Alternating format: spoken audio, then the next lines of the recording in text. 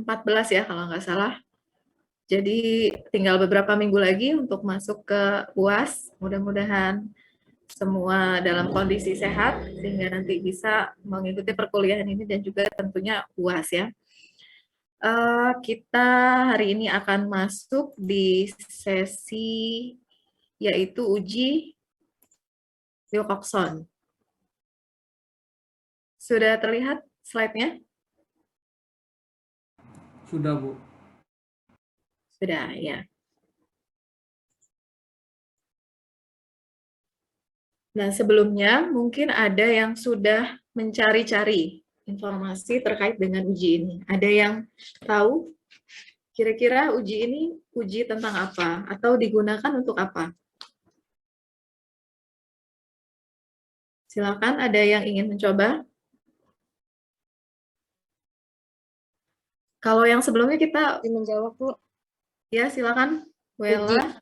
Uji Wilcoxon itu merupakan uji non-parametris yang digunakan untuk mengukur perbedaan dua kelompok data berpasangan berskala ordinal atau interval, Bu. Ya, terima kasih Wela. Ada pendapat lain atau ada yang ingin menambahkan pendapatnya Wela? Izin Bu menjawab. Ya, silakan Nausali. Kalau misalkan uji Wilcoxon itu digunakannya Bu, biasanya itu untuk menganalisis hasil-hasil pengamatan yang berpasangan dari dua data. Jadi itu tuh apakah berbeda atau tidak Bu? Seperti itu Bu. Oke, terima kasih Nausali. Ada lagi mungkin? Izin Bu. Ada Mutiara, lalu ada siapa ya? Izin menjawab, Bu. Mutiara dan Muflihatun. Silakan Mutiara, nanti dilanjutkan Muflihatun ya.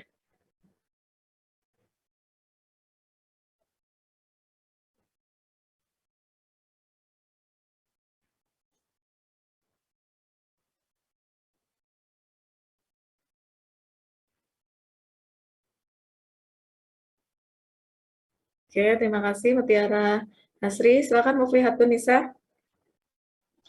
Kurang lebih jawaban kami sama kayak Mutiara, Bu. Jadi uji Wilcoxon ini dilakukan ketika setelah kita menguji data itu apakah berdistribusi normal atau tidak. Nah, kalau misalnya hasil uji datanya itu adalah tidak berdistribusi normal, maka ini dipakai adalah uji Wilcoxon untuk kalau misalnya datanya itu adalah data parity test.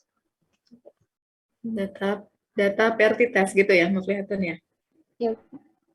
Oke, terima kasih. Ini udah ada 4 orang teman-temannya yang memberikan pendapatnya. Jadi apa yang disampaikan oleh adik-adik ini benar dan bisa saling melengkapi. Jadi tadi yang disampaikan adalah kita bisa lihat dari jenis datanya misalkan atau skala ukurnya itu skala ukurnya minimal ordinal ya. Jadi kalau ada tingkatannya itu kan nominal, ordinal, interval, rasio. Nominal, interval, rasio itu bisa kita gunakan. Itu pertama dari skala ukurnya. Lalu dari jumlah datanya atau jumlah variabel independennya itu adalah 2. 2 tetapi ada tambahannya. Ini adalah berpasangan. Itu juga yang perlu diingat. Kalau yang main width-nya yang kemarin sesi yang lalu itu kita belajar sama skala ukurnya seperti itu, tetapi itu adalah 2 kelompok data yang independen atau tidak ada apanya ya, bukan berasal dari satu subjek gitu. Observasinya itu bukan berasal dari satu subjek yang sama, tetapi dari 2 kelompok itu adalah 2 subjek yang berbeda. Sementara kalau ini 2 kelompok, tetapi yang diamati kalau kita mengamati individu per individu itu adalah individu yang sama gitu ya, atau kita sebut dengan pair, dengan pair atau pasangan gitu ya, atau dependent. Lalu tadi ada tambahan juga distribusi datanya. Distribusi datanya itu harus terdistribusi tidak normal. Kalau distribusi datanya normal, lalu jumlah kelompoknya itu atau variabel independennya itu adalah 2 kelompok dan berpasangan, uji apa yang digunakan adik-adik dengan skala ukur numerik dengan jenis data numerik, jenis uji apa yang bisa digunakan? Tadi ada yang sudah menyebutkan sebenarnya. Uji apa yang kita gunakan?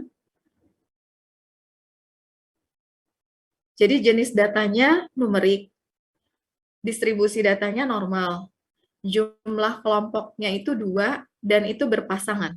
Uji apa yang digunakan? Non-parametris, Bu. Variety test, Bu. Paired test ya. Jadi uji T berpasangan atau paired test. Nah, berarti adik-adik sudah ada gambaran lah setidaknya ya dari apa yang tadi disampaikan oleh beberapa orang teman ya. Mudah-mudahan yang lain juga seperti itu. Nah, uji Wilcoxon di sini match pair sign rank test ya, lebih lengkapnya seperti ini. Tapi kita mungkin lebih sering menyebutnya secara sederhana Wilcoxon saja.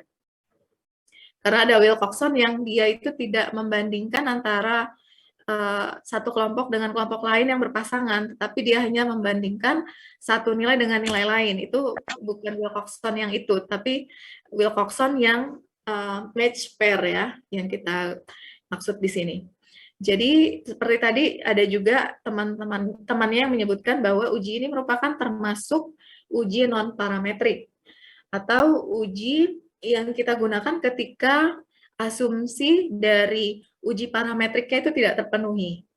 Misalkan dengan jumlah sampel yang kecil sehingga mungkin distribusi datanya itu tidak normal. Atau bisa jadi juga datanya itu atau jumlah sampelnya itu besar, tetapi distribusi datanya itu tidak normal atau tidak simetris. Gitu. Jadi kita menggunakan uji non-parametrik. Salah satunya adalah uji Wilcoxon. Nah, ini adalah alternatif dari uji T berpasangan. Tadi ada temannya juga yang menyebutkan alternatif dari uji T berpasangan atau paired t-test ketika distribusi data tidak normal. Lalu uji ini juga digunakan untuk membandingkan dua data yang berulang atau terkait yang skala ukurnya setidaknya ordinal. Ini juga tadi sudah disebutkan oleh temannya ya. Jadi ada dua data, karena kalau nanti lebih dari dua data itu jenis uji yang kita gunakan berbeda. Jadi ini harus digarisbawahi dua data yang berulang. Berulang itu maksudnya kita akan adakan penilaian lagi pada individu yang sama atau pada orang yang sama. Dan skala ukurnya itu setidaknya ordinal. Setidaknya berarti minimal ya. Jenjangnya itu, tingkatannya itu ada di jenjang ordinal interval rasio gitu. Tapi kalau nominal kita tidak bisa menggunakan uji ini. Nah, berarti variabel dependent-nya itu skala ukurnya adalah ordinal atau interval atau rasio, tetapi distribusi datanya itu tidak normal. Tuh ya, kalau kita dari penjelasan yang di atas, berarti variabel dependent-nya skala ukurnya minimal ordinal. Lalu variabel independent-nya, jadi perlu diingat ya, variabel independent di sini mungkin kalau kita gambarkan dalam apa ya? Mungkin kalau selama ini adik-adik mungkin membayangkan variabel independent tidak seperti ini, tapi kalau di sini kita membahasakannya variabel independent itu adalah kelompok yang nanti akan dibandingkan. Kelompok yang akan dibandingkan itu terdiri dari dua kategori yang bersifat berpasangan. Apa maksud dari berpasangan? Subjek sebagai sumber data adalah satu individu atau observasi yang sama. Misalkan, ada yang bisa menyebutkan contohnya apa?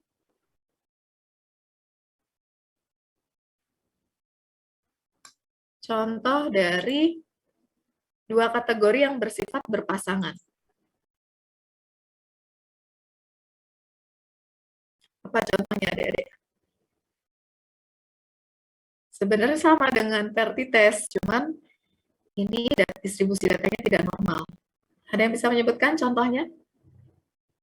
Izin, Bu. Silakan, Bukti Hatun. Itu kayak ini nggak, Bu? Kayak misalnya perbedaan pengetahuan antara sebelum diberikan materi dengan setelah diberikan materi kayak gitu. Misalnya kayak perbedaan pengetahuan siswa kelas A tentang misalnya tentang apa ya? Misalnya tentang matahari.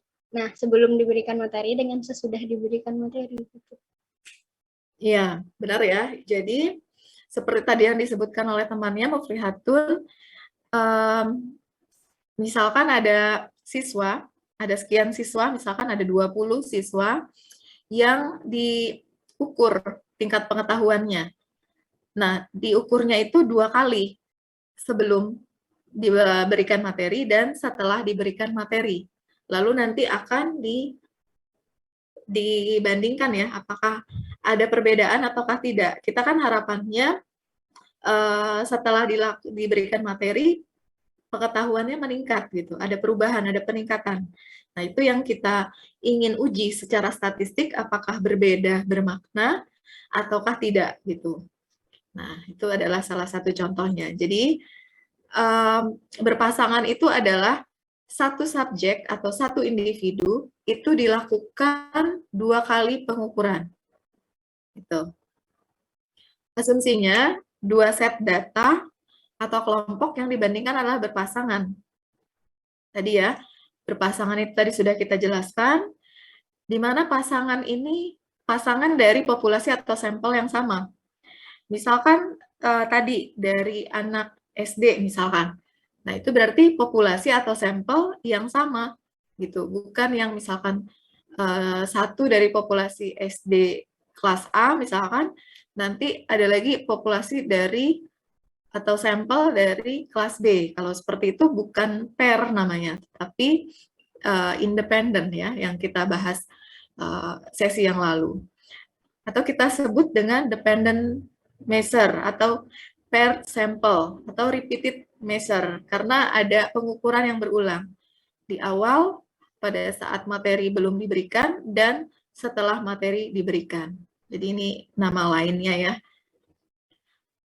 Nah, pasangan yang dipilih secara random atau independen. Gitu. Itu juga asumsi yang kita gunakan pada saat kita menggunakan uji Wilcoxon Match Pair Sign Rank Test ini. Nah, kalau kita melakukan uji statistik, berarti sebenarnya kita membuktikan, kita ingin menguji hipotesis yang kita buat. Nah, hipotesis yang seperti apa sebenarnya yang bisa kita gunakan untuk uji ini? Karena bunyi hipotesis itu nanti yang menentukan uji apa yang akan kita pilih gitu. Nah, di sini untuk uji Wilcoxon, di sini kita berikan contoh, baik itu hipotesis 0 maupun hipotesis alternatif. Kalau hipotesis 0, contohnya di sini misalkan H0, X1 dikurang X2 sama dengan 0. Artinya, atau secara kalau redaksinya, kita tuliskan bahwa tidak ada perbedaan nilai pada waktu pertama dengan waktu kedua. Di mana waktu pertama ini bisa jadi nanti kita terjemahkan berbeda-beda ya. Misalkan kalau tadi contohnya sebelum diberikan materi misalkan, itu adalah waktu pertama. Sementara waktu keduanya adalah setelah diberikan materi. Nah, bunyi hipotesis nolnya itu berarti tidak ada perbedaan nilai pada waktu sebelum diberikan materi dengan setelah diberikan materi. Itu dugaan kita atau hipotesis sementara kita. Itu yang akan kita uji. Apakah itu nanti terbukti ataukah tidak gitu ya. Atau bisa juga pernyataannya itu adalah nilai pada waktu pertama sama dengan nilai pada waktu kedua, atau secara matematis kita tulis dengan lambang seperti ini ya, atau simbol seperti ini. H0, X1 dikurang X2 sama dengan 0. Jadi selisih, tidak ada perbedaan nilai ya, tidak ada selisih. Atau bisa juga mu D, di mana D itu difference atau perbedaan, sama dengan 0. Atau perbedaan nilai antara waktu pertama dengan nilai pada waktu kedua sama dengan 0. Ini sebenarnya kita bisa membahasakannya dengan beberapa cara ya. Kita bisa pilih salah satu. Nah, ketika kita mempunyai hipotesis yang seperti ini, hipotesis 0 yang seperti ini, lalu tadi ya bahwa nilai ini kan nilainya bisa ordinal, bisa misalkan interval, misalkan seperti itu, lalu distribusi datanya tidak normal, maka kita bisa menggunakan yang namanya uji Wilcoxon. Nah, dengan bunyi hipotesis nol yang seperti ini, maka kita bisa membuat hipotesis alternatifnya lawannya, kan? Berarti misalkan yang untuk poin pertama, karena hipotesis nolnya tidak ada perbedaan nilai pada waktu pertama dengan waktu kedua, maka bunyi hipotesis alternatifnya untuk poin pertama adalah ada perbedaan nilai pada waktu pertama dengan waktu kedua. Lalu yang poin kedua, nilai pada waktu pertama tidak sama dengan nilai pada waktu kedua. Dan yang poin ketiga, perbedaan nilai antara waktu pertama dengan nilai pada waktu kedua tidak sama dengan 0. Silahkan nanti dipilih ya salah satu. Jadi misalkan adik-adik sudah punya hipotesis nolnya, ya hipotesis alternatifnya itu lawannya gitu. Nah, kapan kita menggunakan hipotesis alternatif? Ketika kita menolak hipotesis nol. Kan kemarin kesimpulannya hipotesis nol itu gagal ditolak atau ditolak gitu. Kalau gagal menolak hipotesis nol, berarti kesimpulan kita adalah hipotesis nol. Tetapi ketika dari hasil uji tersebut menyatakan bahwa hipotesis nol itu ditolak, maka kesimpulan kita adalah hipotesis alternatif. Nah, kapan hipotesis nol itu ditolak? Sebenarnya tergantung dari nilai alfa. Nah, biasanya kita menggunakan alfa 5% atau 0,05. Ketika nanti kita mendapatkan nilai uji yang kurang dari alfa, di mana alfanya di sini adalah 5% atau 0,05, maka hipotesis nol ditolak. Dengan hipotesis nol ditolak, berarti kita menerima hipotesis alternatif, atau dengan kata lain terdapat perbedaan nilai antar dua kelompok, dengan dua kelompok ini adalah nilai pada waktu pertama dengan nilai pada waktu kedua. Gitu. Tapi kalau nanti misalkan alfanya kita 1% atau 0,01, maka bukan seperti ini bunyinya ya. Mungkin yang lebih tepat adalah seperti ini ya. Dengan nilai alfa, walaupun alfa yang sering digunakan untuk public health itu adalah 5%. Tadi ada yang raise hand, silakan. Silakan, kalau ada yang ingin bertanya.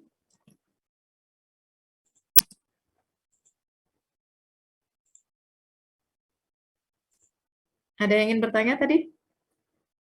Atau terpencet mungkin ya? Oke, kita lanjut dulu ya. Sampai di sini ada yang ingin ditanyakan terkait dengan hipotesis? Mudah-mudahan jelas ya. Nah, sekarang contohnya. Contohnya, pertama, misalkan kita memiliki dua kelompok. Dua kelompok sebenarnya individu yang sama, tetapi kita memiliki dua data atau dua pengukuran. Misalkan kita punya data yang pertama itu adalah dari kelompok orang yang dinilai pada saat baseline. Pada saat baseline ini pada saat awal ya, data dasar. Jadi sebelum kita melakukan intervensi, itu kita sudah melakukan pengukuran. Intervensinya misalkan macam-macam, bisa intervensi program, bisa intervensi misalkan penyuluhan, bisa pemberian makanan tambahan, misalkan atau apa, tergantung dari konteksnya mau apa, misalkan atau kegiatannya itu apa. Kalau di sini misalkan intervensinya itu adalah kegiatan olahraga. Jadi kita punya dataset, kita punya data yang kita kumpulkan dari kelompok orang yang kita nilai pada saat baseline atau pada saat sebelum adanya kegiatan olahraga. Lalu kita punya juga data dari kelompok orang yang sama dengan yang ada di observasi pertama, tapi dia diukur atau dievaluasi setelah 12 minggu dari dilaksanakannya kegiatan olahraga. Itu contohnya. Nah, yang mau kita lihat atau variabel dependennya itu adalah jumlah push up yang dilakukan dalam waktu 1 menit. Jadi kita ingin membandingkan jumlah push up dalam waktu 1 menit itu berapa banyak jumlah push up yang bisa dilakukan dari observasi pertama dengan observasi kedua. Nah, hipotesisnya, apakah ada perbedaan median jumlah push up yang dapat dilakukan dalam waktu 1 menit antara observasi 1 dengan observasi 2? Ini pertanyaan penelitiannya ya. Jadi pertanyaan penelitian seperti ini, maka hipotesis nolnya misalkan tidak ada perbedaan median jumlah push up yang dapat dilakukan dalam waktu 1 menit antara observasi 1 dengan observasi 2. Itu jadinya hipotesisnya. Nanti tinggal kita uji bagaimana kesimpulannya gitu. Lalu contoh lain dari penggunaan uji Wilcoxon, misalkan tadi kita ada ingin mengukur pengaruh dari penyuluhan. Kita ingin mengetahui apakah ada manfaatnya penyuluhan ini terhadap pengetahuan ibu tentang gizi. Nah, hipotesisnya adalah apakah terdapat perbedaan rata, atau mungkin ini bukan hipotesis ya, tapi pertanyaan penelitiannya adalah apakah terdapat perbedaan rata skor pengetahuan ibu-ibu tentang gizi pada saat sebelum dan sesudah penyuluhan. Nah, karena pertanyaan penelitiannya seperti ini, maka hipotesis nol kita itu adalah tidak terdapat perbedaan rata skor pengetahuan ibu-ibu tentang gizi pada saat sebelum maupun sesudah penyuluhan. Nanti tergantung dari hasil uji yang kita lakukan. Kesimpulannya apa? Apakah gagal menolak H0 atau justru malah menolak H0? Nah, langkah-langkahnya kita lakukan dulu uji normalitas data ya, karena data yang kita kumpulkan ini adalah data numerik, sehingga kita perlu menguji dulu normalitas datanya. Di mana yang kita lihat uji normalitasnya, ini adalah variabel selisih antara observasi 2 dengan observasi 1. Gitu. Jadi nanti kalau misalkan tadi ada observasi 1, ada observasi 2, maka kita kurangi dulu observasi kedua dengan observasi ke-1. Nilainya berapa? Nah, nilai distribusi nilai dari selisih observasi kedua dengan observasi pertama itu, itulah yang nanti kita lihat distribusi datanya, apakah normal ataukah tidak normal. Kalau dia tidak normal, maka lakukan transformasi data. Kalau setelah dilakukan transformasi data, distribusi datanya normal, maka kita harus memilih uji parametrik. Tetapi kalau ternyata setelah dilakukan transformasi datanya tidak normal, maka kita lakukan yang namanya uji Wilcoxon. Nah, ini langkah-langkahnya ya. Kemarin kita sudah, atau beberapa minggu yang lalu di sesi sebelumnya, kita sudah praktekkan bagaimana langkah-langkah kita menguji normalitas data dengan metode uji statistik. Sebenarnya kan metodenya ada banyak, misalkan kita melihat histogramnya, atau melihat nilai-nilai tertentu gitu ya, atau metode deskriptif gitu. Tapi kita bisa menggunakan metode analitik, yaitu metode uji statistik, dengan langkah-langkah sebagai berikut. Nah, nanti mungkin kita bisa langsung praktekkan ya. Datasetnya itu sudah tersedia di e-learning, silakan adik-adik bisa mengambil dari situ, mendownload dari situ. Sebentar lagi kita akan praktekkan langkah-langkahnya dengan dataset tersebut. Nah, untuk langkah-langkah uji normalitas data ini sama sebenarnya dengan yang kita pernah praktekkan di sesi sebelumnya, hanya saja di sini kalau yang lalu kan kita masukkan independent list-nya, tapi kalau di sini cukup hanya dependent list-nya saja. Gitu. Yang lain sama ya. Lalu setelah kita lakukan uji normalitas data, nanti kita lihat apakah normal atau tidak normal. Kalau tidak normal, seharusnya ada langkah-langkah untuk transformasi data. Tapi nanti kita asumsikan seperti yang lalu, setelah dilakukan transformasi data, datanya tetap tidak normal. Gitu. Sementara praktek transformasi datanya itu tidak kita lakukan di sesi ini. Asumsinya adik-adik sudah memahami langkah-langkah itu, dan diasumsikan juga walaupun sudah dilakukan transformasi data, datanya tetap tidak normal, sehingga kita bisa mempraktekkan langkah-langkah uji bukan uji matematika ya, uji Wilcoxon.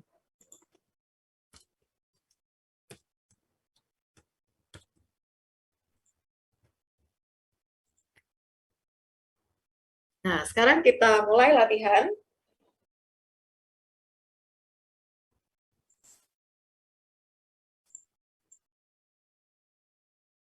Sudah semua berhasil mengupload datanya?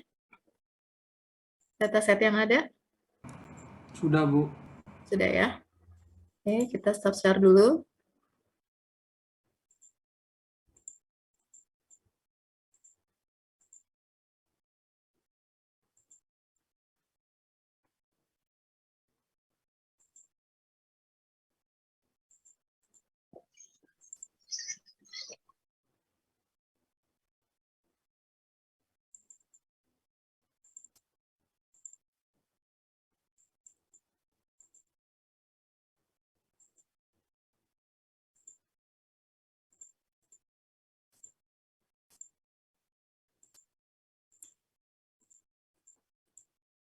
Sudah terlihat SPSS-nya? Sudah, Bu. Sudah. Ini semua sudah di depan laptopnya ya. Maksudnya diharapkan semua mencoba, karena kita akan latihan langsung, dan nanti hasil dari latihan adik-adik ini akan di-upload sebagai tugas individu seperti minggu lalu. Tuh. Nah, ini diingatkan lagi ya, kalau minggu lalu ada yang menghubungi, Bu, saya tidak bisa karena jaringan segala macam, terus ada yang masih di perjalanan mudik. Oke, itu masih diterima karena memang situasinya masih dalam minggu-minggu mudik ya, jadi mungkin ada yang di perjalanan segala macam. Tapi untuk minggu ini, dengan alasan jaringan apapun, itu sudah tidak diterima. Jadi tolong adik-adik memang langsung mencoba, langsung dikerjakan. Kalau bisa dikerjakan sekarang, sehingga nanti punya sisa waktu yang cukup untuk mengupload. Kalau listrik mati, segala macam, jaringan jelek, itu bisa teratasi dari sekarang gitu. Nah, ini adalah ya, ada yang ingin merecord ya. Baik.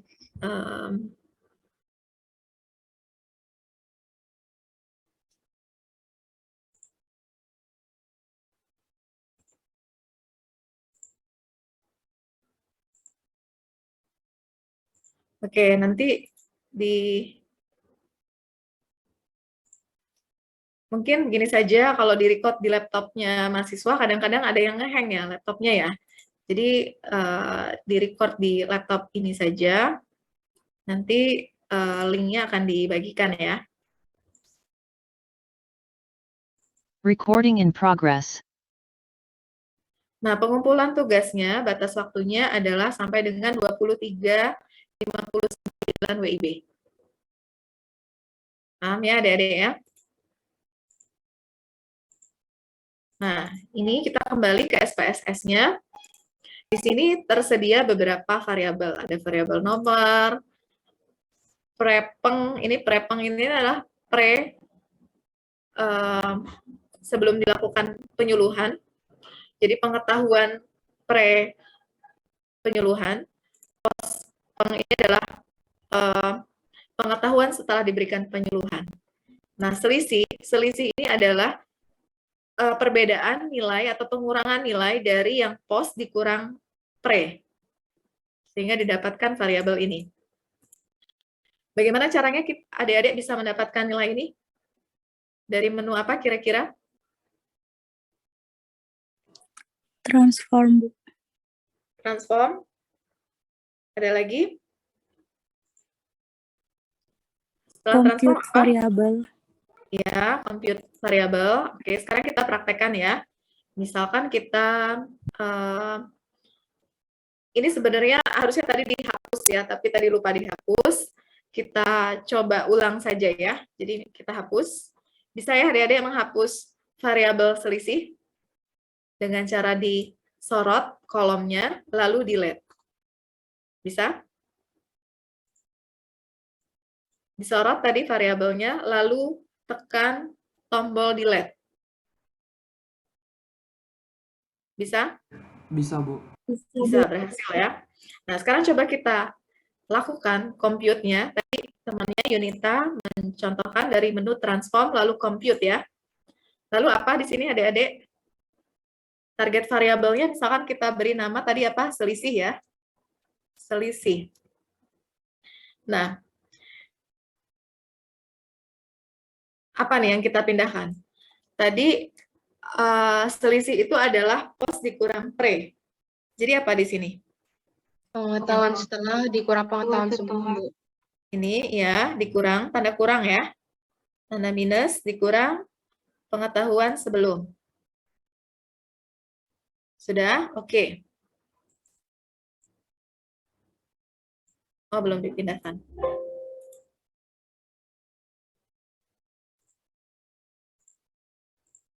Pengetahuan setelah dikurangi pengetahuan sebelum.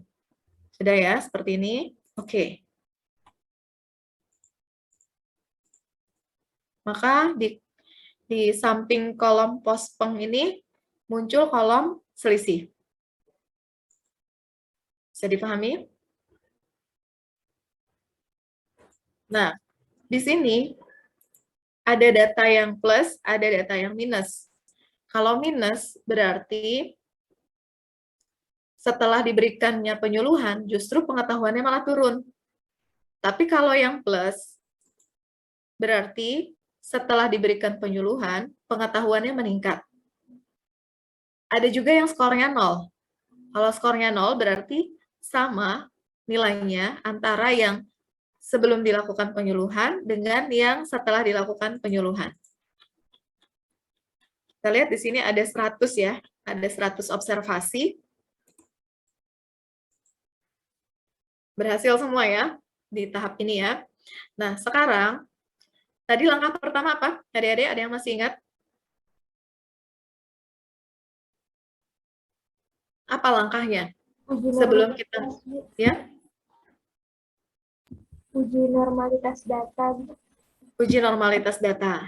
Nah, sekarang kita lakukan uji normalitas data. Caranya tadi bagaimana? Ada yang masih ingat? Analyze. Analyze. Terus descriptive statistics. Iya, lalu? Kemudian explore, Bu. Explore. Oke. Lalu bagaimana tadi? Dependennya apa kira-kira? Dependennya? Selisih, Bu. Dependennya selisih. Oke. Terus apa lagi?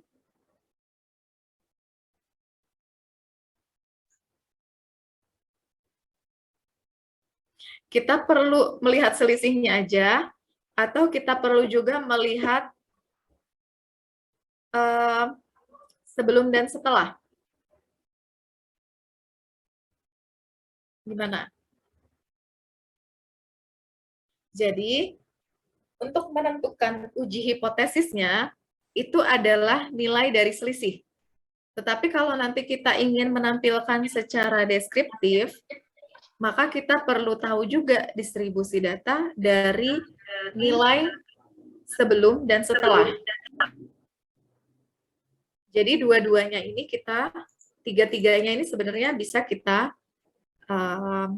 harus kita lihat sebenarnya ya. Kalau memang kita perlu menganalisis nanti secara deskriptif untuk yang skor nilai sebelum dan setelah dilakukan penyuluhan. Walaupun sebenarnya untuk menentukan uji hipotesis yang kita gunakan itu adalah yang selisih, bukan yang sebelum atau setelah. Bisa difahami? Bisa, Bu. Bisa difahami, oke.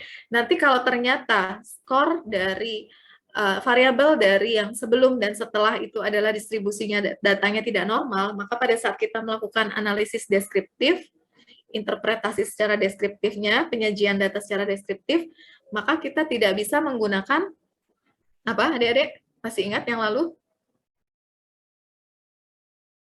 mean dan standar deviasi, gitu ya. Tetapi yang tepat adalah apa? Gantinya mean apa? Kalau distribusi datanya tidak normal.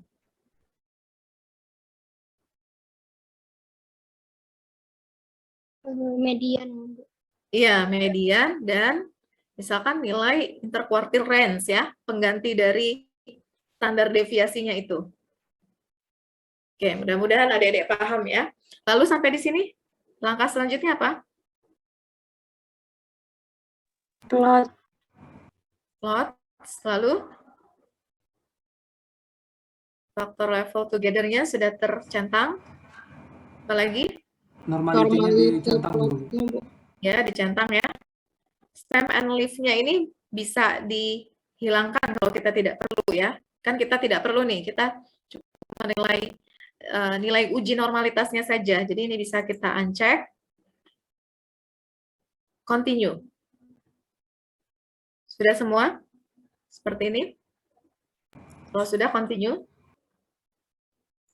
Oke. Setelah ini apa? Langkah selanjutnya? Oke, Bu. Oke.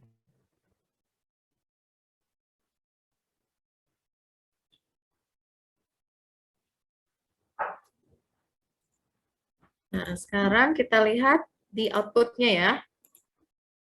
Nah, di sini kita bisa lihat selisih, nilai selisihnya, nilai pengetahuan sebelum penyuluhan, dan nilai pengetahuan setelah penyuluhan. Jumlahnya 100 ya. Jadi jumlah sampelnya 100 gitu. Untuk masing-masing variabel ini. Nah, di sini kita bisa lihat berbagai macam nilai ya. Jadi nanti kalau kita mau menganalisis secara deskriptif, kita bisa punya nilai mean, median, standar deviasi, nilai maksimum, nilai minimum, interquartile range, dan lain-lainnya gitu. Tapi biasanya yang kita gunakan kan standar deviasi mean itu pasangannya dengan standar deviasi. Kalau median pasangannya nanti adalah interquartile range atau nilai maksimum minimum. Nah, ini ketiga-tiganya kita bisa lihat. Nah, yang perlu kita lihat di sini adalah yang mana? Test of normality ya, untuk menyimpulkan apakah distribusi datanya itu normal ataukah tidak normal. Nah, tadi jumlah sampelnya adalah 100 untuk masing-masing variabel ini. Jadi, uji mana yang kita gunakan? Kolmogorov. Kolmogorov ya. Oke, Kolmogorov. Nah, di sini kita bisa lihat nilainya itu di kolom mana, adik-adik? Untuk menyimpulkan apakah distribusi datanya normal ataukah tidak normal. Signifikannya, Bu. Signifikan. Ya, dari sig ya, dari signifikansinya. Signifikansinya di sini terlihat bahwa ketiga variabel ini, yaitu variabel selisih, variabel pengetahuan sebelum penyuluhan, dan variabel pengetahuan setelah penyuluhan, ini ketiga-tiganya terdistribusi tidak normal. Gitu ya. Nah, dari sini, walaupun sebenarnya kesimpulannya sama ya, antara Shapiro dengan Kolmogorov, tapi karena jumlah sampelnya 100, maka direkomendasikan kita memilih yang Kolmogorov-Smirnov. Nah, dari sini kita bisa tahu semuanya distribusi datanya tidak normal, sehingga nanti terbayang oleh kita ketika kita ingin menyajikan datanya secara deskriptif, berarti kita nanti menyajikan data yang sebelum maupun setelah itu tidak bisa menggunakan apa tadi? Mean dan standar deviasi ya. Tapi kita harus menggunakan median dan apa tadi? Interquartile range, Bu. Iya, interquartile range ya. Ada juga yang menggunakan maksimum minimum gitu. Jadi diingat median itu pasangannya adalah interquartile range atau bisa juga maksimum minimum boleh. Tapi yang umum itu adalah interquartile range. Sementara kalau mean pasangannya adalah standar deviasi. Itu yang tidak boleh tertukar ya. Nah, sampai di sini berarti satu langkah yaitu uji normalitas data sudah kita selesai lakukan. Nah, langkah selanjutnya apa adik-adik? Tadi kesimpulannya adalah distribusi datanya itu tidak normal. Kalau untuk uji sebenarnya kita cukup melihat nilai dari selisihnya ya, melihat distribusi data dari variabel selisih. Kesimpulannya ada tidak normal. Nah, sampai di situ ya ada jawaban ini dari temannya, dari Sasra, lakukan transformasi data ya. Nah, misalkan kita sudah lakukan transformasi data, terus ternyata distribusi datanya tidak normal. Kita asumsikan begitu, kita anggap seperti itu, karena kita tidak latihan transformasi data. Gitu. Ternyata transformasi data, kita cek lagi, datanya tidak normal. Apa setelah itu? Lakukan uji Wilcoxon. Wilcoxon, oke. Nah, sekarang langkahnya,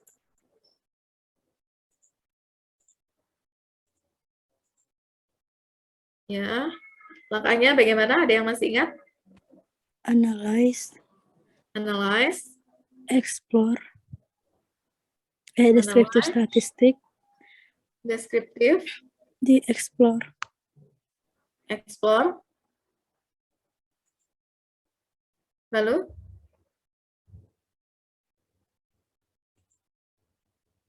Bagaimana yang lain? Setuju? Langkahnya seperti ini?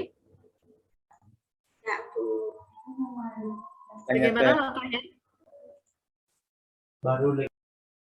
Analyze. Non-parametric. Non-parametric test. Legacy dialog. Legacy dialog. Lalu? Dua related samples. Ya, two related samples ya. Lalu? Ini ada variabel 1, ada variabel 2. Maksudnya ini berpasangan ya, makanya dia diletakkan kiri kanan tuh karena dia berpasangan. Nah, variabel satunya apa nih adik-adik? Yang sebelum. Ya, sebelum kita pindahkan ya. Lalu variabel 2-nya? Setelah. Setelah, oke, kita pindahkan ya, sehingga dia ada di sampingnya. Oke. Setelah itu apa adik-adik? Kita mau lakukan uji apa tadi? Wilcoxon. Wilcoxon, ya. Nah, Wilcoxonnya di sini sudah tercentang. Berarti tidak perlu lagi kita ubah ya. Kita tidak melakukan uji sign, tidak melakukan uji McNemar, tidak melakukan uji marginal homogeneity, maka cukup seperti ini. Setelah itu, apa? Oke. Nah, sekarang kita lihat outputnya ya. Outputnya seperti ini. Sudah muncul belum di laptop masing-masing? Seperti ini. Sudah, Bu.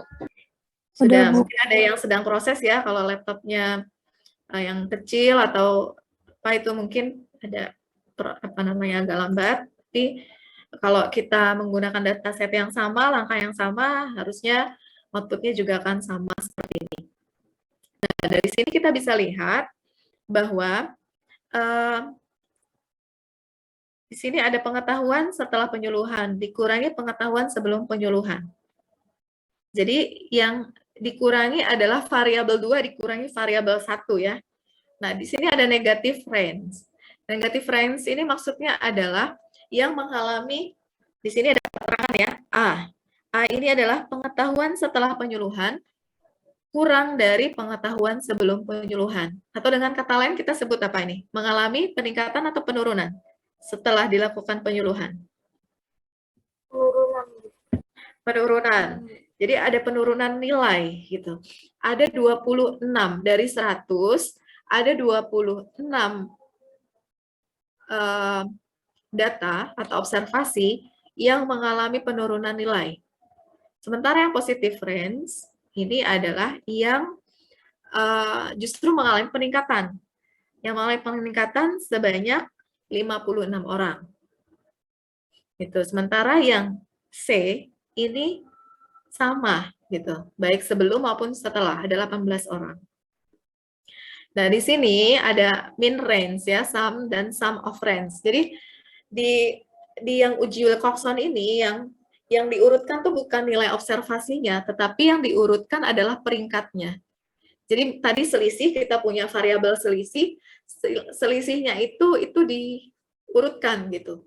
Nah, urutannya itu nanti diberi peringkat. Nah, peringkatnya itu yang dihitung min-nya, dan peringkat itu yang dihitung jumlahnya, menghasilkan nilai yang seperti ini. Itu kalau adik-adik ingin lebih tahu sebenarnya min range ini apa ya, sum of range ini apa ya gitu. Jadi min rank itu sama sum of rank itu adalah seperti itu. Nah, untuk menentukan atau memutuskan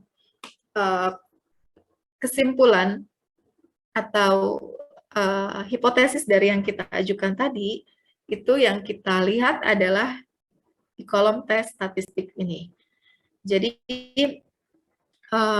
yang kita lihat adalah nilai yang mana, adik-adik? Asim Sig to Tyler. Iya, yang ini ya, yang sig ini ya, yang sig dari tutels ini, tutel ini. Di sini nilainya adalah 0,001. Nah, 0,001 ini biasanya alfanya adalah 5%. Alfanya adalah 5%, dengan nilai 5% sama dengan 0,05, berarti kesimpulannya apa?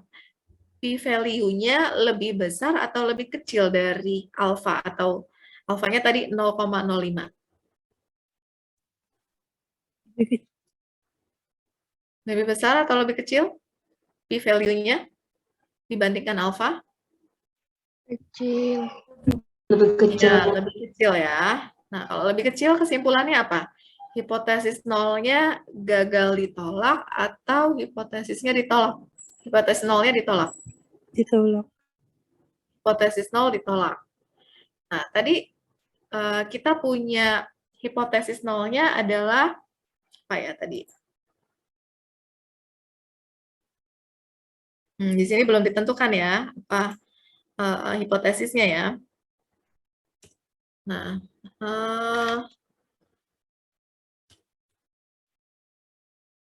kita buat saja ya hipotesis nolnya. Izin Bu, masih di SPSS Bu. Oh ya, kita stop share dulu ya.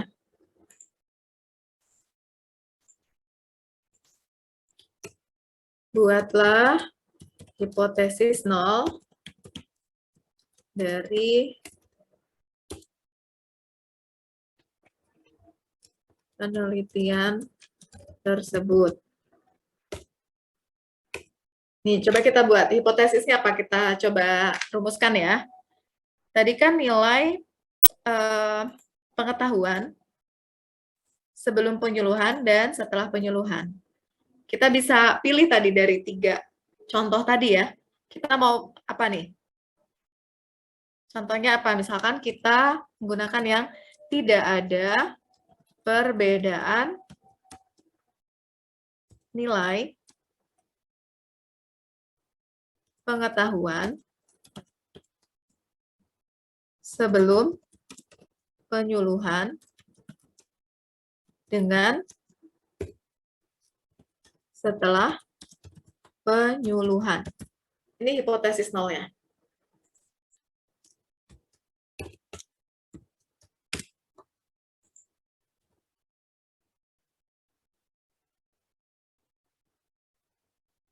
Jelas ya? Nah, karena tadi hipotesis nol kita adalah tidak ada perbedaan nilai, sementara berdasarkan hasil uji tadi, p-value-nya kurang dari alfa, sehingga kita tadi menolak hipotesis nol ya. Kalau menolak hipotesis nol berarti Ada perbedaan nilai pengetahuan. ya, kesimpulannya ada perbedaan nilai pengetahuan sebelum penyuluhan dengan setelah penyuluhan. Nah, perlu digarisbawahi bahwa perbedaan ini adalah berbeda bermakna secara statistik ya, bukan berbeda bermakna secara substansial.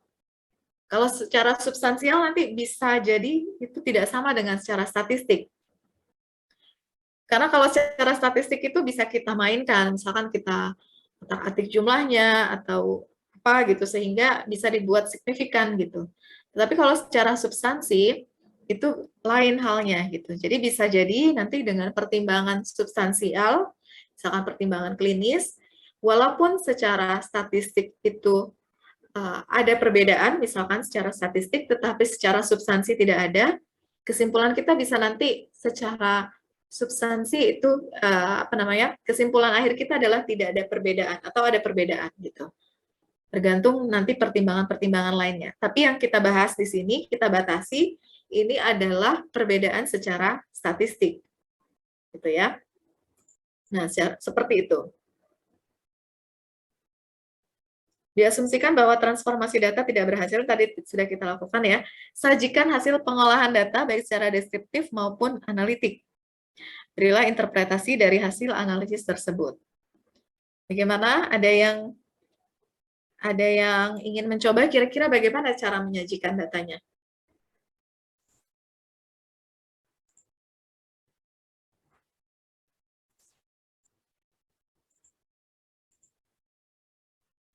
Gimana kira-kira?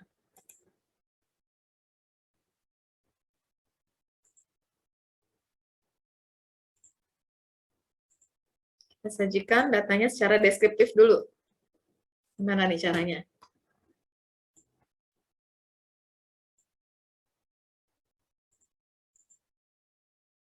Misalkan kita buat dalam tabel. Apa yang ingin kita sajikan? Tadi sudah kita bahas. Ada yang masih ingat? Nilai maksimum dan minimum, Bu. Ya, tadi nilai maksimal minimal, maksimum Median. minimum, nilai median, ya, terus interquartile range, ya, itu ya, bukan min ya. Nah, itu adalah nilai-nilai yang bisa kita gunakan ketika kita ingin menganalisis secara deskriptif. Misalkan analisis deskriptifnya seperti itu, kita bisa sajikan dalam tabel. Misalkan kita buat seperti ini ya. Jadi ini adalah variabelnya. Di sini adalah pengetahuan nilai sebelum penyuluhan.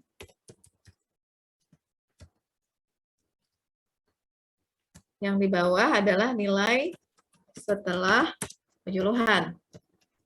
Nah, untuk analisis secara deskriptif, kita bisa sajikan nilai tadi median.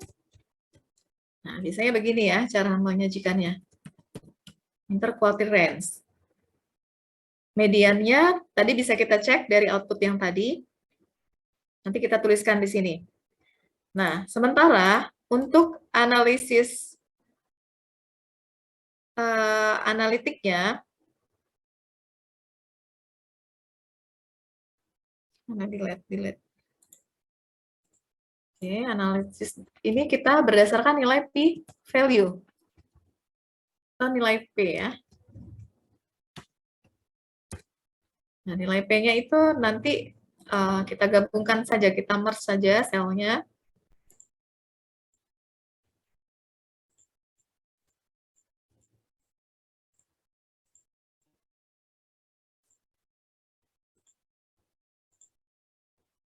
Nah, kita kembali ke output ya. Kita lihat, tadi kita bisa dapat nilai median dan lain-lainnya tadi dari mana? Uji normalitas data. Ya, dari uji normalitas data ke atas ya berarti. Nah, di sini kita bisa lihat di sini. Ini yang sebelum, ini yang setelah. Kelihatan nggak ya arah dari kursornya? Kelihatan nggak di Zoom? Kelihatan, Bu. Kelihatan, Bu. Nah, pengetahuan sebelum penyuluhan, kita tadi butuh nilai median. Mediannya adalah 58,00. Kita tulis 58 di sebelum ya. Di sebelum median 58. Lalu interquartile range-nya berapa? 13,0. 13. Nah, untuk yang setelah penyuluhan, mediannya berapa? 62 ya. Dengan nilai interquartile range-nya 12. Nah, p-value-nya kita lihat dari yang ini ya. Berapa nilainya? 0,001. 0,001. Oke, sekarang kita sorot lagi yang tadi udah ke share yang ini ya, yang PowerPoint ya. Sudah muncul PowerPoint-nya? Sudah, Bu. Ya. Nah, ini dia cara kita menyajikannya. Nah, ini sebenarnya kalau kita lihat, misalkan nanti ada, tergantung ya, kalau misal ada aturan tabelnya itu garisnya kadang diatur juga. Misalkan yang diberi garis itu hanya di bagian ini, bagian atas bawah misalkan. Yang bagian border yang sebelah kiri kanannya misalkan tidak ada, itu nanti tinggal disesuaikan saja. Nah, seperti ini. Jadi, kita bisa menyajikan data deskriptifnya maupun analitik itu seperti tadi. Nah, interpretasinya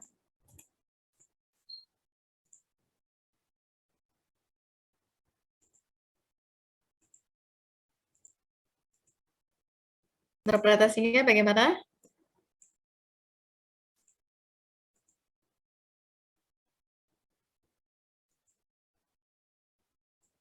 Ada yang ingin mencoba?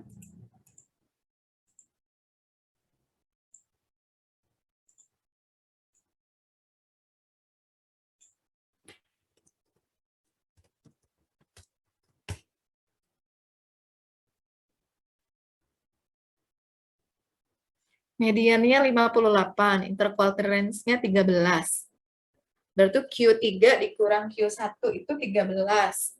Berarti panjangnya, box plotnya, di sini kelihatan nggak ya tadi box plotnya di output? Nah, ini box plotnya bisa kelihatan nih. Yang sebelum sama setelah. Izin, Bu, masih di PPT, Bu. Di PPT. Nah, ini ya, kita kembali ke output. Di sini kita bisa lihat nih. Ini kan kalau kita mau lihat yang median dan interquartile range itu sebenarnya bisa lihat di box plot nih. Di sini ada sebelum penyuluhan ini terlihat mediannya ini kan, yang garis tengah ini. Ini median atau Q2-nya. Sementara Q3 dan Q1-nya itu adalah di sini, yang garis sini. Ini adalah Q3, ini adalah Q1. Ini rentangnya, maksimum, minimum. Nah, seperti ini kalau yang sebelum penyuluhan. Yang setelah penyuluhan, ini seperti ini. Dia lebih, apa ya, lebih ke tengah ya, antara nilai Q3, Q1 dengan Q2-nya. Q2-nya itu agak di tengah-tengah, tapi kalau yang tadi yang sebelum, dia agak lebih dekat ke yang Q1. Nah, kira-kira begitulah kalau kita ilustrasikan dalam bentuk box plot. Tapi kalau kita sajikan dalam tabel ya seperti ini caranya. Nah, terbayang ya dari nilai ini. Jadi sebenarnya kesimpulannya dari nilai median dan interquartile range ini terlihat bahwa memang distribusi datanya itu tidak normal seperti tadi dari hasil uji uji normalitas ya. Nah, interpretasinya kita bisa langsung mungkin ke yang analitik.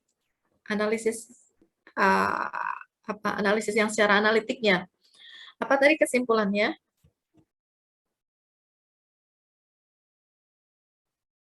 Bisa Ada perbedaan. dari hasil uji Wilcoxon itu bisa. Bagaimana tadi? Ada yang coba tadi siapa? Boleh, Bu, Sastra, Bu. Oh ya, silakan Sastra, gimana interpretasinya yang untuk analisis analitiknya? Oh, baik, Bu. Kalau salah mohon diperbaiki, Bu. Jadi dari hasil uji Wilcoxon, dilihat dari Simpson to Taylor atau nilai p-value-nya itu lebih kecil daripada 0,05. Maka dapat kita simpulkan bahwa H0 ditolak dan HA diterima, atau adanya perbedaan antara rata-rata ataupun nilai dari sebelum dan sesudah diberikan pengetahuan. Nilai antara sebelum diberikan pengetahuan dengan setelah diberikan pengetahuan gitu ya. Nah, ini interpretasinya ini. Nah, sebelumnya tadi kalau kita ulang, tadi langkahnya seperti tadi yang disampaikan oleh Sasra, mungkin kita tulis lagi ya, H0-nya adalah tidak ada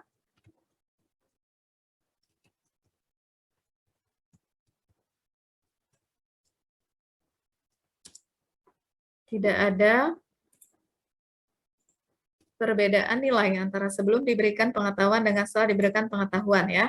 Setelah itu tadi kita lakukan uji.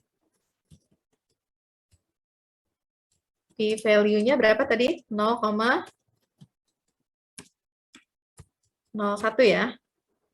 0,001 dengan alfa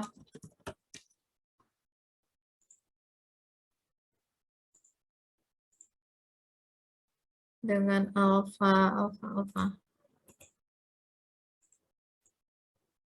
alfa sama dengan 5% atau 0,05, maka p-value lebih kecil kan dari apa tadi? Dari alfa. Sehingga kesimpulannya adalah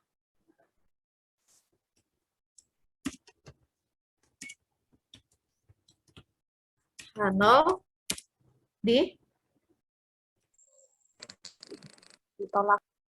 ditolak.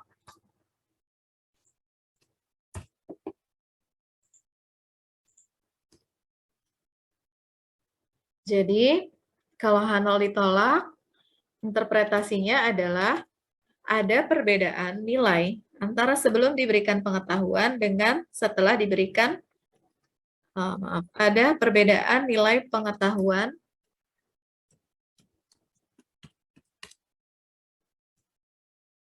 antara sebelum diberikan penyuluhan, maaf ya ini salah, dengan setelah diberikan penyuluhan. Kita copy lagi ke atas.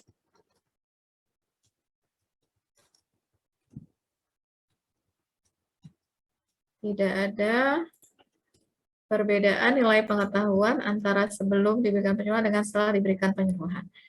Di mana nilai p-value adalah 0,01 dengan alfa 0,05, maka p-value kurang dari alfa, sehingga kesimpulannya H0 ditolak. Dengan demikian, interpretasinya adalah ada perbedaan nilai pengetahuan antara sebelum diberikan penyuluhan dengan setelah diberikan penyuluhan. Jadi perbedaannya perbedaan secara statistik ya, berbeda bermakna secara statistik. Nah, sampai di sini ada yang ingin ditanyakan?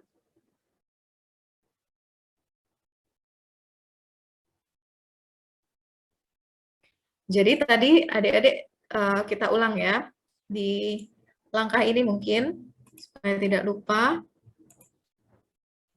Pada saat tadi kita melakukan uji normalitas data, di sini, sudah terlihat outputnya? Sudah, Bu. Sudah. Nah, pada saat kita melakukan uji normalitas data, tadi kan kita uji 3 variabel, yaitu variabel selisih, variabel pengetahuan sebelum, dan pengetahuan setelah. Nah, di sini maksud dari kenapa kita melakukan kita lakukan untuk ketiga variabel ini, kalau yang selisih ini adalah untuk menentukan jenis ujinya itu apa. Apakah uji parametrik ataukah uji non parametrik. Kalau distribusinya normal, maka kita lakukan uji apa? Parametrik ya. Tapi kalau ternyata distribusi datanya itu tidak normal, di sini tadi ya, di nilai ini, ternyata kalau distribusi datanya itu tidak normal untuk variabel selisih, maka kita pilih uji non parametrik, di mana di sini yang tepat pada contoh ini adalah uji Wilcoxon gitu. Sementara untuk yang variabel pengetahuan sebelum dan setelah penyuluhan, ini kenapa penting kita lakukan uji normalitas data? Untuk apa tadi adik-adik? Ada yang ingat? Kenapa nggak cuma selisih aja, toh yang mau kita lihat kan ujinya gitu kan? Tapi kenapa variabel sebelum dan setelah, ini juga kita lakukan uji normalitas data. Ada yang masih ingat tadi apa alasannya?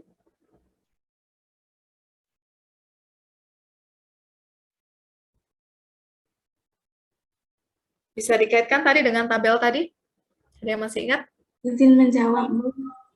Ya, silakan Wisi. Untuk mendapatkan nilai median dan interquartile trend.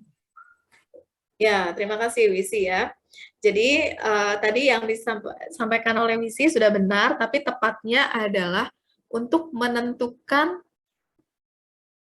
nilai mana. Maksudnya ukuran deskriptif, ukuran nilai yang mencerminkan analisis deskriptif mana yang ingin kita sajikan. Kalau distribusinya normal, apa yang kita pilih? Ukurannya? Min dan standar deviasi. Ya, min dan standar deviasi. Tetapi kalau tidak normal, Median dan interquartile, Bu. iya, nah itu ya. Nah, di contoh kita tadi, kebetulan dua-duanya itu distribusi datanya tidak normal, sehingga sama-sama bisa kita sajikan dalam satu tabel kan. Ada tabel yang tadi median dan juga interquartile range. Tapi kalau misalkan ada salah satu yang misalkan distribusi datanya itu normal, maka jangan kita sajikan dalam bentuk min dan interquartile range, tapi kita harus tuliskan nilai median dan standar min dan standar deviasinya gitu. Tergantung dari variabel mana yang distribusinya normal tadi. Gitu. Itu mungkin yang diulang sedikit ya supaya tidak bingung. Jadi sebenarnya kalau untuk uji itu cukup variabel selisih saja. Tapi karena kita ingin menyajikan juga analisis secara deskriptif untuk variabel sebelum dan setelah, maka itu kita lakukan uji juga gitu. Bisa dipahami adik-adik? Bisa? Oke. Ya, ada yang ingin bertanya bisa raise hand, nanti kita urutkan siapa duluan. Izin Bu Mufriyatunisa. Ya, silakan. Bisa diulangi nggak Bu yang tadi yang kalau misalnya dia itu ada misalnya pas di tabel test of normality-nya itu ada signifikansinya itu yang ada yang normal, ada yang enggak. Nah, itu gimana, Bu? Oh, gitu. Ya, jadi misalkan ya, kita ke PowerPoint saja. Sudah muncul PowerPoint-nya? Sudah. Sudah ya.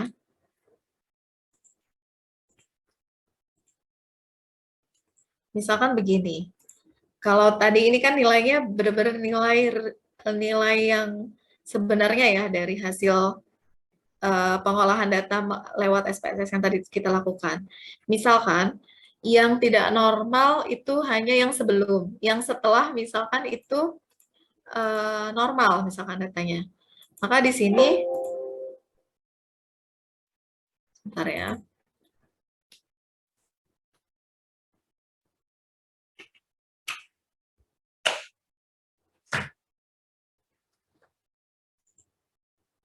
Nah, kalau di sini biasanya tergantung ya, kadang kalau kita menuliskan di dalam artikel, kadang artikel itu kan tergantung aturan dari jurnalnya. Kadang ada yang menulis misalkan median gitu. Atau kalau ini memang kebanyakan misalkan nanti kita memang menyajikannya median, hanya satu misalkan yang perlu min dan standar deviasi, biasanya di sini kita tulis min. Minnya berapa gitu, terus standar deviasinya berapa gitu. Jadi dia yang baca itu tahu, oh kalau ini tuh karena distribusi datanya normal, makanya dia tidak menggunakan nilai median, tapi dia menuliskan min dan standar deviasi. Gitu.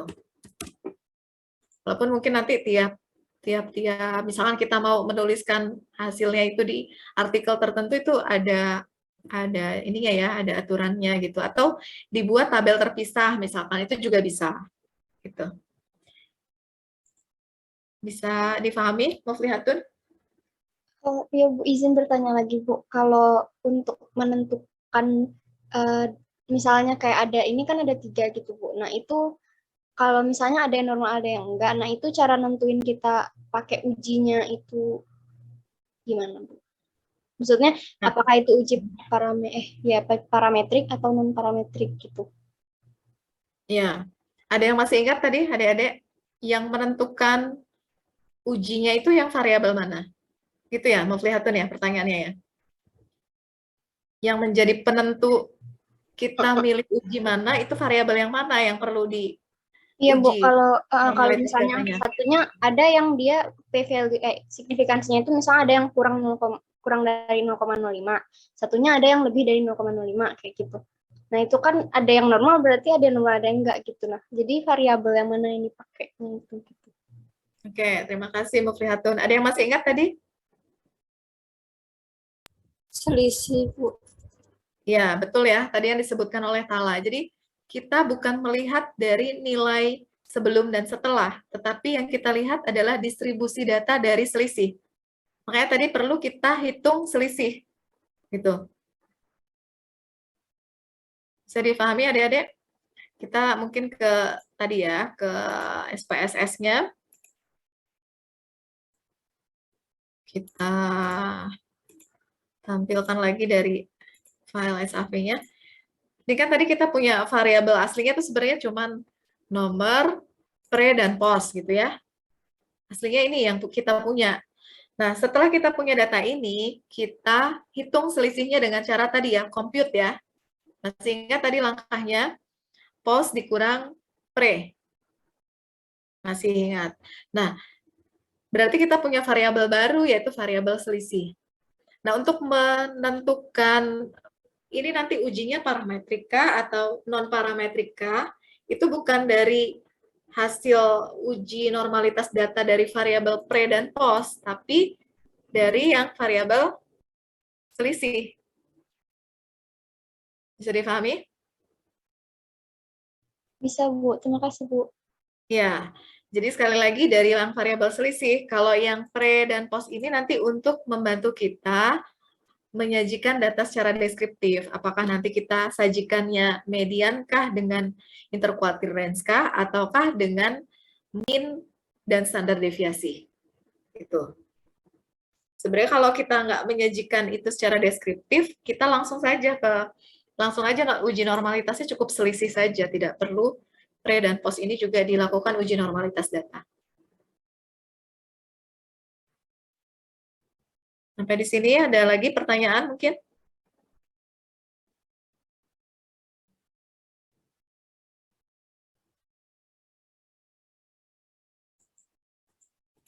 Tidak ada ya, mudah-mudahan jelas.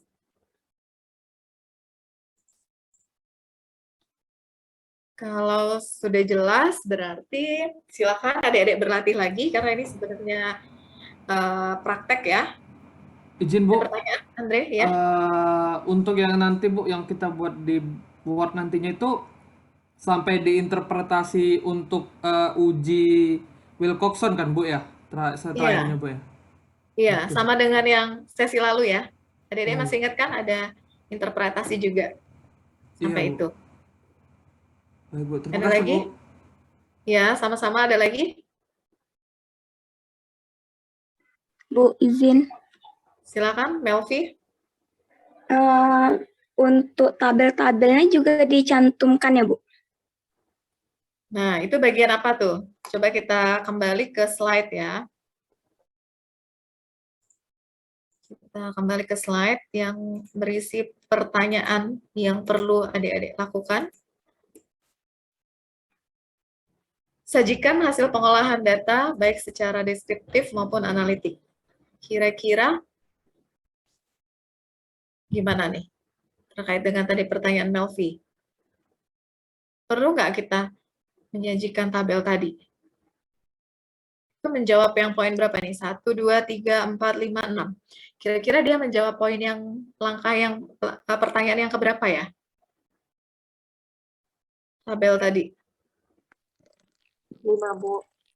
5 ya. Itu cara kita menyajikan datanya. Tuh. Nah, interpretasinya yang tadi. Apakah ada perbedaan, apakah tidak ada perbedaan.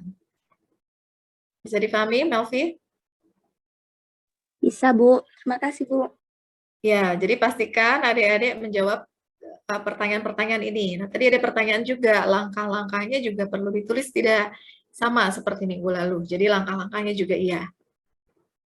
Dan file nanti yang dikirimkan Word dan PDF. PDF-nya itu adalah output-nya ya. Ada lagi pertanyaan mungkin?